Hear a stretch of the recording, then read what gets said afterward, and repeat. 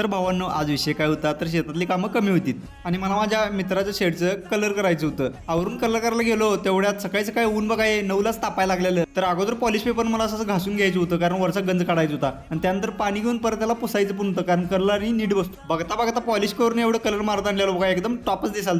जसं जसं ऊन वाढेल तसं कामाचं पण स्पीड वाढवायला लागल. तर जिंदगीत कायम टॉपला राहायचं असेल तर कष्टाशिवाय पर्याय नाही हो. तर हे सगळं आवरल्यानंतर गैरांचं पण काहीतरी बघायला लागते गो. मी तर म्हटलं जरा वैरण काढतो. त्यानंतर मला वैरण काढायला गेल्यावर दिसली तुत्तू आणि तुत्ती म्हटलं बारकी स्ट्रॉबेरी खाऊन बघूया जरा, एकदम टॉप क्वालिटी लागाल. तुम्ही कधी खाल्ला का कमेंट करून सांगा.